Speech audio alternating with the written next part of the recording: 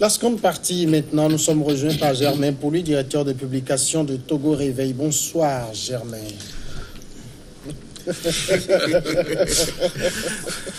Bonsoir Samuel et bonsoir à tous les téléspectateurs. Un mot sur le Nigeria avec Muhammadu Buhari, candidat, 75 ans. Oui, 75 ans. Bon, s'il était solide, comme Mugabe à 90 ans, un peu plus de 90 ans. Oui, Mugabe a 94 ans maintenant. Voilà, qui tient la route. Bon, sauf que lui, il a été donc dégagé par son parti et par les militaires. Buhari est un peu fatigué. Je ne sais pas si le certificat médical en Afrique, on n'en publie pas. Les dirigeants n'en publient dans la Constitution. Donc, pour être président, j'ai écouté le confrère parler de Bouteflika qu'on n'a même pas vu battre campagne, qui a été reconduit à ses fonctions, de Paul Biya qui s'apprête également à être. 85 ans. Mais je crois que Buhari aurait mieux fait de suivre un peu Alassane Dramane Ouattara qui déclarait quand même qu'il y a aujourd'hui une génération de présidents jeunes à travers le monde, en citant des exemples en France, en Belgique, au Canada. Et en Autriche surtout, 31 ans, le Premier ministre. Le président est dans la cinquantaine. Donc, je crois qu'il faut quand même... Même Ouattara fait deux mandats. Oui, c'est pas une question de mandat, c'est une question de jeunesse d'abord, avant tout. Moi, je crois qu'il est fatigué. La preuve, après avoir été donc élu comme président en exercice de la CDAO, il est parti directement à Londres pour se faire soigner. Et même en déclarant sa candidature la dernière fois, pour les observateurs qui l'ont vu aller déposer sa candidature, c'est pas un Buhari en très bonne forme. Maintenant, il se targue d'avoir combattu Boko Haram, ce qui est une réalité. Il a quand même réussi sur ce terrain-là à faire repousser le groupe islamique. Mais au niveau de la corruption, le résultat est un peu mitigé, sauf que dans son propre camp, il y a beaucoup de défections. Il y a eu des poids lourds qui sont partis, dont notamment le président du Sénat. Et en face, l'opposition s'est réorganisée. Le parti que Buhari avait battu en 2015 s'est réorganisé. Et il y a Olusegun Obasanjo qui est un poids lourd, qui a créé un parti, qui a rejoint le principal parti de l'opposition. Les dissidents de Buhari ont rejoint ce parti et en tout 39 partis politiques ont formé une coalition depuis le mois de juin pour faire barrage à Buhari. Je crois que c'était normal que dans son camp, il soit le candidat unique parce que ceux qui devaient le rivaliser ont préféré quitter et donc aller. Et en face, je crois qu'il y a une organisation qui va porter les fruits. Vous savez, le problème ethnique est très récurrent au Nigeria. On parle du nord et du sud généralement, du nord musulman et du sud chrétien.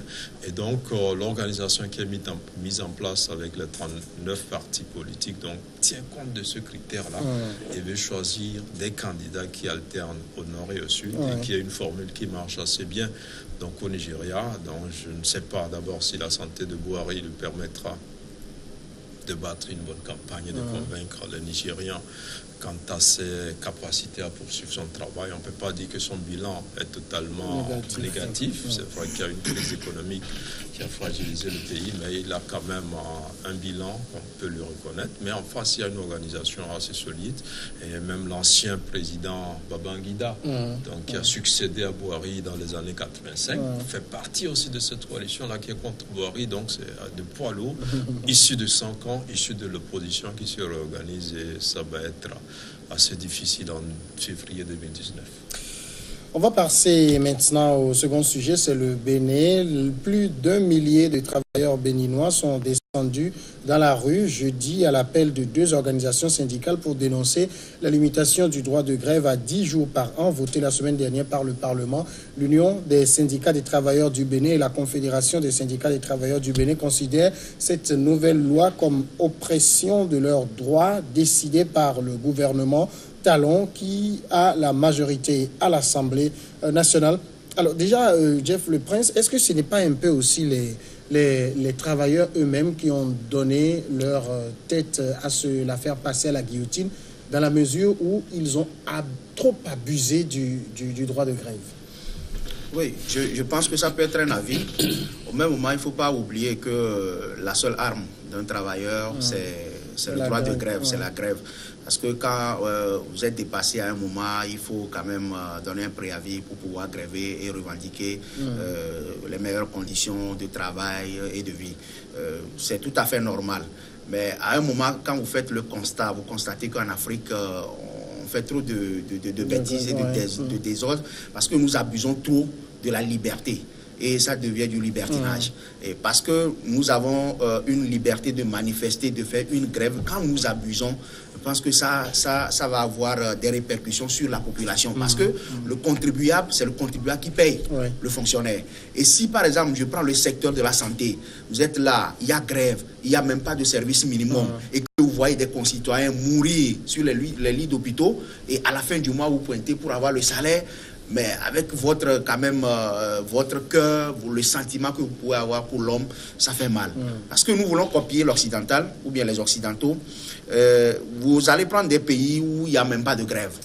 Tous les jours, tout le monde est en règle, quoi. C'est-à-dire que vous êtes sur la ligne et vous allez voir, c'est seulement dans certains secteurs que des ouvriers manifestent les droits de grève et autres. Mais dans des secteurs clés, quand nous prenons la santé, l'éducation, etc., il n'y en a même pas. Quand vous prenez le cas de l'Allemagne, par exemple, au niveau de la santé, éducation et autres, il n'y a pas de grève. On n'a jamais parlé de grève parce qu'il y a toujours accord. Et quand on fait grève, on ne paralyse pas le pays. Tout le monde est quand même dans son droit chemin de pouvoir apporter quelque chose au pays. Mais quand vous faites la grève pour paralyser, tous les secteurs sont paralysés, comment ça punit les contribuables ou bien le contribuable. Alors, je pense qu'à un moment, il faut quand même mettre un peu de l'ordre dans les choses. Parce que j'ai suivi des Béninois, les gens étaient contre. C'est leur droit de réclamer la grève. Les gens étaient contre et il y a des Béninois qui étaient d'accord sur la décision du président de la République pour dire qu'effectivement, qu'ils en abusent de ce droit. Et donc, il faut à un moment mettre de l'ordre dans les choses. Si aujourd'hui, le droit de grève est ramené à 10 jours par an, je pense aussi que ce n'est pas quand même... Ça ne fait même pas un jour par mois. Oui, ça ne fait pas un jour, mais ce n'est pas de l'eau de la mer à boire, mais il faut quand même échanger avec l'autorité, voir dans quelle mesure il faut respecter quand même les tests pour ne pas causer du tort aux contribuables. Sylvestre. Non, moi je crois que je suis un fan de talent, mais je crois que cette loi, c'est une loi liberticide parce que vous ne pouvez pas quand même limiter le droit de grève à 10 jours. Mais tout à l'heure, quand j'écoute du moins les confrères parler d'abus, je me dis qui abuse parce que les gens ont des revendications qu'ils portent donc devant l'autorité. Maintenant, si vous n'arrivez pas à satisfaire ces revendications, c'est normal que les gens puissent continuer à manifester. Voyez-vous? Donc si les gens demandent peut-être à ce que on augmente peut-être la prime de, je sais pas, la prime de je ne sais quoi, et que l'autorité traîne à le faire, c'est normal que les gens puissent continuer à manifester. Mais une fois qu'ils seront, qui vont quand même que leurs revendications seront satisfaites, vous verrez que ils vont cesser les grèves. Donc ce n'est pas en fait le travailleur qui en abuse, mais c'est plutôt l'autorité qui n'arrive pas à satisfaire les revendications. Donc aujourd'hui, il est vrai, pour les secteurs comme l'éducation, la santé, je crois qu'il faudrait quand même qu'il y ait un service minimum s'il y a éventuellement des grèves. Mais lorsque même avec le service minimum, l'autorité n'arrive pas quand même à écouter les grévistes ou les travailleurs, c'est normal que les gens puissent rester dans la rue. Donc voilà, donc abuser, non, il faudrait quand même que ces revendications... Mais là, la loi n'interdit pas la grève, mais la loi l'encadre comme la Cour constitutionnelle du Bénin, vous rappelez, avait dit, quand le président Talon a voulu interdire la grève, a dit on ne peut pas interdire un droit, on ne peut que l'encadrer. Oui, mais là, on leur donne 10 jours. Bon, mais 10 jours, mais ça me dit... Bon, 10 jours, d'accord, mais si l'autorité peut régler quand même les revendications au cours de ces 10 jours, bon, tant mieux. Mais si ne peut pas le faire, les gens peuvent quand même continuer. Vous verrez que les gens vont violer constamment ces tests-là et ça va encore créer d'autres situations. Germain Pouli, abus de la grève ou abus d'autorité du pouvoir? Non, je crois que Patrice Talon donne un bel exemple aux autres pays d'Afrique, parce que nous abusons de toutes les libertés, même la liberté de manifester. Aujourd'hui au Togo, la manifestation ne vaut plus rien, parce que les gens en ont tellement abusé. Et au Bénin, la grève, il y en a eu énormément, surtout dans l'éducation. Et à la fin de l'année, je suivais des télés béninoises où des responsables de syndicats disaient ceci: pour sauver l'année, sauver la situation des enfants, tout ça, ils ont décidé de reprendre et aller aux examens. Ça veut dire qu'ils savent qu'ils causent du tort à la nation Parce que ce n'est pas l'État, ce n'est pas Talon. Talon peut envoyer ses enfants en à France pour étudier. Tous les ministres du gouvernement, tous ceux qui peuvent augmenter ce salaire, donc Paul Sylvestre, ils peuvent envoyer leurs enfants ailleurs. Mais c'est les Béninois lambda, y compris ceux qui vont en grève. Parce que quand les gens font la grève, ce qui est sûr, tôt ou tard, ils vont reprendre parce qu'ils sont eux aussi des parents d'élèves, ils ont des neveux élèves, ils ne peuvent pas permettre. Donc, je crois que ça rejoint ce que Talon dit, que c'est dans l'intérêt du citoyen. Je crois que si les syndicalistes eux-mêmes disent nous levons la grève parce que c'est dans l'intérêt, le président dit également la même chose. Et il y a eu un bras de fer quand même assez intéressant parce qu'au début, le président voulait interdire la grève dans certains secteurs. Oui, la santé, la justice et puis la sécurité. Voilà. Mais l'affaire est allée devant la Cour constitutionnelle. C'est vrai qu'on prête aujourd'hui des accointances au président de la Cour constitutionnelle avec le président. On ne prête pas, c'est clair. On dit que c'est son ancien avocat. Et tout ça. Mais je crois que ce qui est intéressant, c'est que le Parlement qui représente le peuple béninois a voté cette loi. Mais c'est le même peuple qui est dans la rue. C'est le même peuple qui est dans la rue. C'est la minorité qui est dans la rue. Et la majorité est du côté du président. Oui. Mais donc c'est normal que la loi puisse passer. Oui, c'est la démocratie. C'est-à-dire la majorité a décidé qu'on limite la grève. C'est ce que ça veut dire. Si on est démocrate, on l'accepte comme ça parce qu'on a choisi des gens pour faire des lois. Et ces gens, dans l'intérêt des Béninois, ont décidé de limiter. Moi, je crois que 7 jours de grève, tous les 6 mois, 2 jours de grève maximum par mois, la grève, ce n'est pas... Toutes ces grèves et les revendications ne sont jamais satisfaites dans aucun pays. Donc, si on laisse les gens gréver, soi-disant qu'ils peuvent faire 365 jours de grève et être satisfaits, c'est faux. Autant limiter la grève. La grève, c'est pour manifester. Mais on peut la reprendre. Tous les ans, on peut faire la grève. Mais si le président, je crois qu'il a vu juste. Et pour moi, plusieurs pays africains devrait copier ce qui a été fait au Bénin, pas pour étouffer les grèves, mais pour limiter la grève. Même le service minimum dont on parle, les gens ne respectent pas. On a déjà vu des grèves sèches. Quand vous partez même en grève, après, on vous enlève ça sur le salaire. Les gens ne sont pas d'accord. Alors que justement, ça vient à la question que je viens de dire. J'attends votre réaction d'abord. Oui, ma réaction, contrairement à Sylvestre, je pense que moi, je continue à être un fan de Talon. Parce que quand vous voyez les actions entreprises par ce monsieur, il veut quand même le bien-être de la population béninoise. La dernière décision qui remonte il y a 3 ou 2 mois ou 4 mois, je ne me rappelle plus, qui dit, par exemple, aucun ministre, même lui, n'a plus quand même cette possibilité d'utiliser l'argent du pays pour aller se faire soigner ailleurs. C'est-à-dire, il a donné un délai que nous devons avoir un hôpital de référence dans la sous-région. Mais il a commencé. Il a commencé. Quand les gens ont commencé par manifester avec cette histoire de carburant relaté au Bénin, il a quand même réglé le secteur. Il a dit, bon, qu'est-ce que nous pouvons faire pour éviter les dangers, les accidents causés par ce secteur. Il avait voulu interdire, mais il a compris. Oui, il a compris qu'il ne peut pas interdire. Maintenant, ils se sont entendus sur un principe. Et au Bénin, quand vous allez à Cotonou aujourd'hui, c'est comme s'il y a un peu de l'ordre. On ne peut pas continuer à vivre dans un pays où chacun se lève du matin pour parler de ce qu'il veut ou bien faire ce qu'il veut dans un pays. Quand même, à un moment. Talon, c'est le grand réformateur? Non, pas grand réformateur, mais il essaie quand même de faire le minimum. C'est-à-dire les réformes qui s'imposent à des pays africains. Il a commencé, il faudrait que les gens le copient. Parce que quand nous parlons des droits de grève, je l'ai dit au départ que ce droit, on ne peut pas l'arracher aux travailleurs. Mais mettons quand même de l'ordre dans les choses. Sinon, ce serait comme si on était dans la cour du roi Péto, où chacun se lève du matin pour gréver, soit une grève sèche, et vous grévez, vous n'avez même pas ce que vous voulez. Mais après tout, c'est vos concitoyens, c'est vos frères, c'est vos soeurs qui payent les conséquences.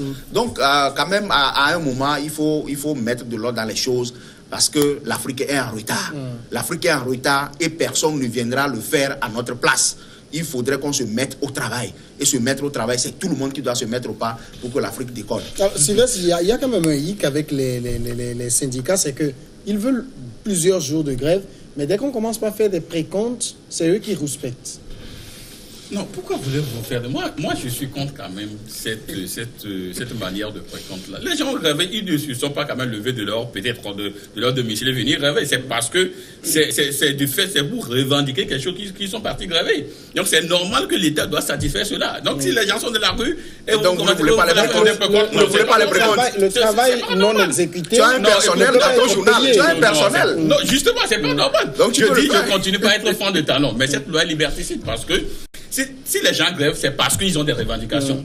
Une fois que ces revendications sont satisfaites, vous verrez que les gens vont retourner travailler. Oui, mais quand ces gens sont dans la rue et disent, par exemple, il y a un Béninois qui dit, on ne peut pas limiter les grèves à 10 jours sous prétexte d'encadrement. Mais il ne dit pas à combien de jours on peut limiter. Non, c'est pourquoi vous voulez limiter. Pourquoi vous voulez limiter la grève? Oui, mais alors, je vous dis, les gens peuvent faire même la grève d'une seule journée si les revendications sont satisfaites. Ils vont retourner travailler.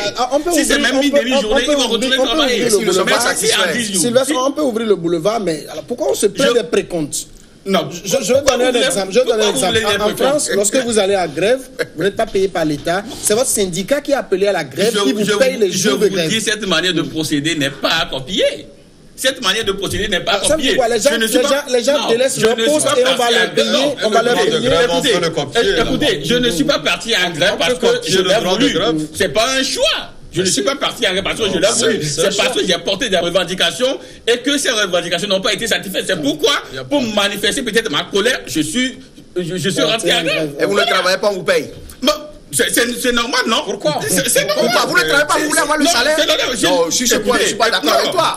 Écoutez, si l'employeur ne veut pas quand même qu'on arrive au grève, il faudrait quand même qu'il y ait des conditions. Donc il n'y aura pas de grève. Oui, mais alors, tout à l'heure, tu as cité l'Allemagne qui n'y a pas de grève. C'est parce que là. Dans certains secteurs, il a dit. Oui, je dis dans certains secteurs. Voilà. Donc ça veut dire qu'il y a des règles. Ça veut dire qu'il y a des règles. Ils ne continuent pas à revendiquer de toute façon. Écoutez, ils ne sont pas totalement satisfaits. On a comme. Il y a peut-être un cadre de dialogue qui permet de résoudre des problèmes sociaux posés. Il ne faudrait pas qu'il y ait des réformes qui s'imposent aux populations. Tout à l'heure, Jeff l'a dit, il y a des réformes qui s'imposent. Non, des réformes doivent être partagées par la population.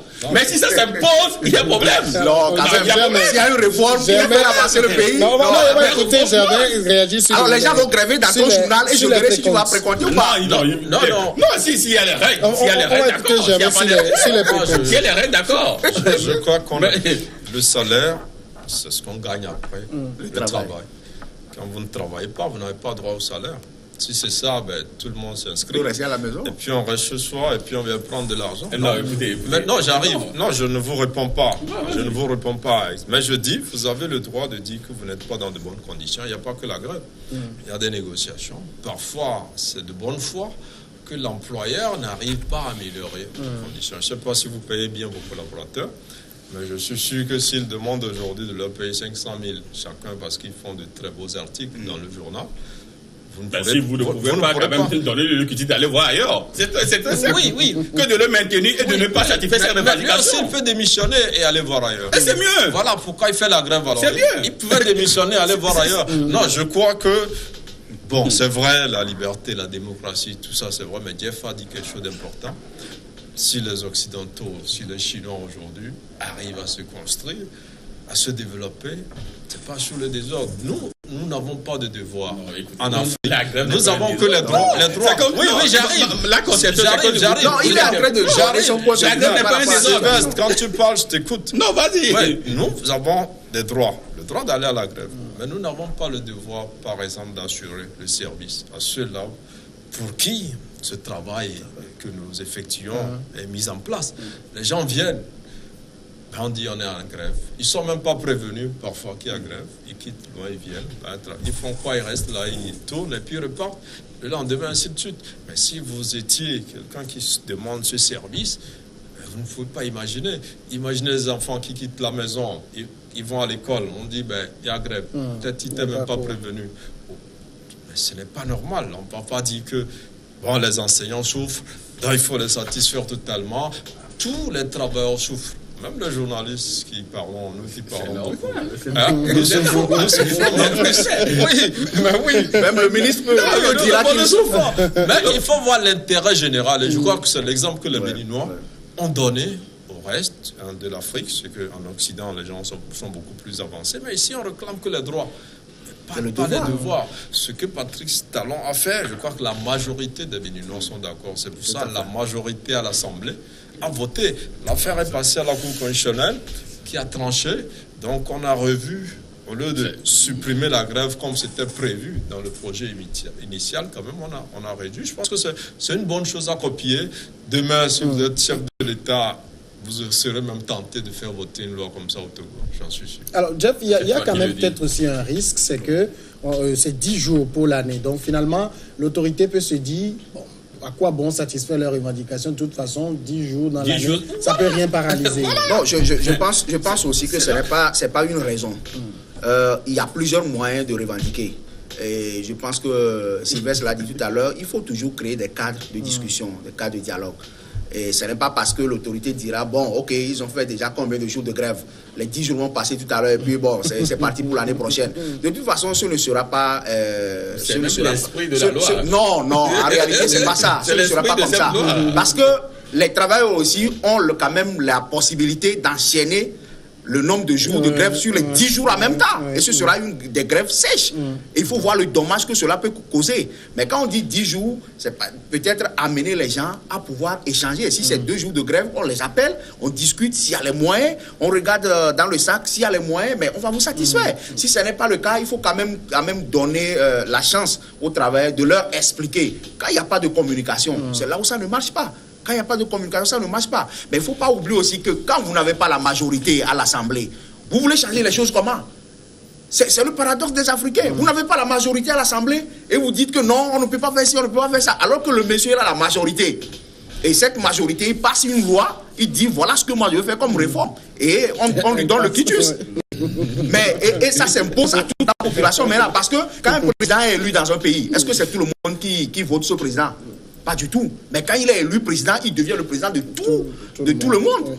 Donc, il faut dire aujourd'hui que n'oublions pas quand même que si vous n'avez pas la majorité à l'Assemblée et que vous critiquez des choses, ce n'est pas dans tous les cas que cela peut passer. C'est vrai qu'on peut quand même rejeter des lois.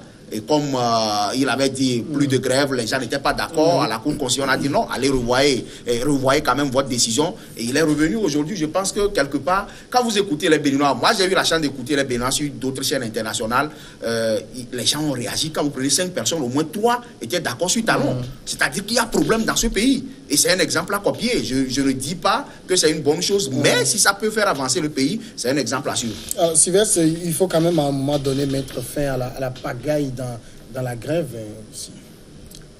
Moi, je me demande pourquoi est-ce que vous avez tendance à réduire la grève au désordre, à la pagaille. Je vous dis que c'est un moyen de pression du travailleur pour contraindre l'employeur à satisfaire ses revendications. C'est pas une pagaille, c'est pas du désordre. Si l'employé est dans de bonnes conditions, il n'ira pas en grève. Donc aujourd'hui, je me dis que la loi... Est-ce qu'un jour, l'employé peut être servi à 100%? Je vous dis, jamais, on n'est jamais satisfait. Ça, c'est normal. Je vous dis que la loi, cette loi-là, c'est une loi liberticide. Pourquoi? Parce que, dans un premier temps, Talon voulait même interdire carrément la grève. Ouais. C'était l'esprit. Dans certains secteurs. Bon, que ce soit dans certains secteurs. C'est ce qu'il voulait faire. Sécurité. Et maintenant, devant peut-être le fait accompli, lorsqu'il s'est vu devant le but, il a rebouté le chemin, maintenant il parle de 10 jours. Je vous dis, il sait pertinemment que les 10 jours, comme la grève, c'est un moyen de pression. Il sait que les 10 jours vont vite passer, et là, ça n'aura pas d'impact sur le gouvernement. Voilà pourquoi c'est étouffé la grève dans ce pays-là. C'est l'étouffé. Donc je me dis qu'aujourd'hui, on devait quand même laisser la chance à tout le monde de s'exprimer, à tout le monde de revendiquer. C'est un droit constitutionnel. Maintenant, c'est là où il y a le désordre. Non, l'autorité a quand même plusieurs moyens pour circoncire cela. Supposons que les gens demandent peut-être 60 francs, vous n'avez pas 60 francs, mais discuter avec, vous savez, aussi en matière de grève, il faut également avoir, il faut qu'on ait également une confiance mutuelle. Il faudrait qu'on ait une confiance mutuelle. Mais si l'employeur sait, si l'employeur a l'habitude de rencontrer les syndicats. Actuellement, il y a même des discussions avec les syndicats. Si l'employé sait, sans intermédiaire. Écoutez, si l'employé sait que ce qu'il demande, l'employeur ne peut pas le faire. Il saura également comment réagir.